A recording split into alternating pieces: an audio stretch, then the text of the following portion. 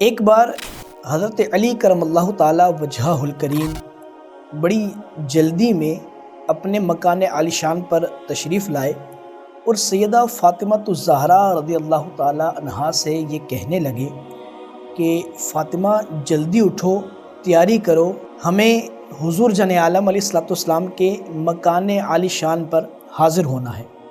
حضرت سیدہ فاطمہ الزہرا رضی اللہ تعالی عنہا نے پوچھا کہ کیا بات ہے، آپ اتنی جلدی میں کیوں ہیں اور اتنے گھبرائے ہوئے کیوں ہیں؟ تو حضرت علی پاک رضی اللہ تعالیٰ عنہ نے فرمایا کہ پتہ نہیں کیا وجہ ہے کہ حضور جان عالم علیہ الصلوۃ والسلام اپنے حجرہ مبارکہ سے باہر مسجد تشریف نہیں لا رہے اور مسلسل آپ کے رونے کی آواز آپ کے حجرے سے باہر آ رہی ہے۔ تو کسی صحابی کی اتنی جرأت نہیں ہے کہ وہ اس حجرے میں داخل ہو کر حضور جان عالم علیہ الصلوۃ والسلام سے اس گریہ و زاری کا سبب پوچھ سکے، لہٰذا اے فاطمہ آپ چلیے اور جا کر حضور جان عالم علیہ الصلوۃ والسلام سے یہ پوچھئے کہ آخر ہوا کیا ہے اور یہ ماجرا ہے کیا۔ حضرت سیدہ فاطمہ الزہرا رضی اللہ تعالی عنہا آپ حضور جان عالم علیہ الصلوۃ والسلام کے اس مبارک حجرے میں تشریف لاتی ہیں اور دیکھتی ہیں کہ حضور جان عالم علیہ الصلوۃ والسلام جو ہے وہ سجدے میں سر رکھے ہوئے رو رہے ہیں، زاروں قطار رو رہے ہیں۔ سیدہ فاطمہ الزہرا رضی اللہ تعالی عنہا نے اپنا مبارک ہاتھ حضور جان عالم علیہ الصلوۃ والسلام کے مبارک کندھے کے اوپر رکھا۔ جب بیٹی کے ہاتھ کا لمس اور وہ ٹھنڈا اور مبارک لمس جب حضور جان عالم علیہ الصلوۃ والسلام نے اپنے مبارک کندھوں پر محسوس کیا تو آپ نے اپنا سر انور اٹھایا اور فرمایا فاطمہ آ گئی ہو؟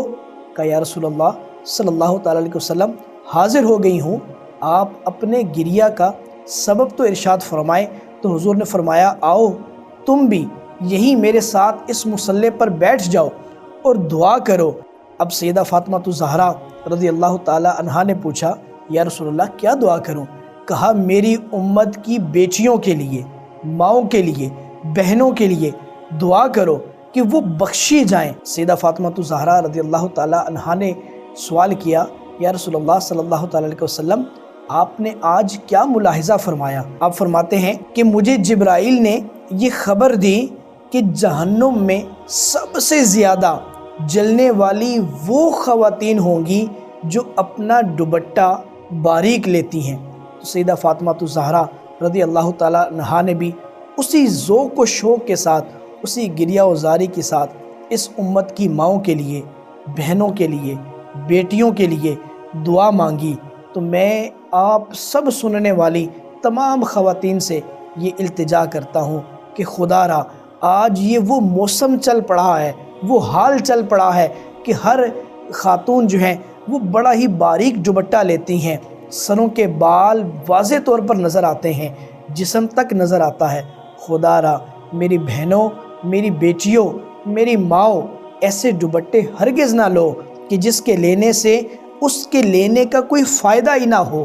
دوپٹہ اس لیے لیا جاتا ہے کہ ہمارے بالوں کی سیاہی نظر نہ آئے، تو اس لیے اپنے پردے کا خصوصی خیال رکھیے۔ اللہ مجھے اور آپ کو جہنم کے عذاب سے محفوظ فرمائے۔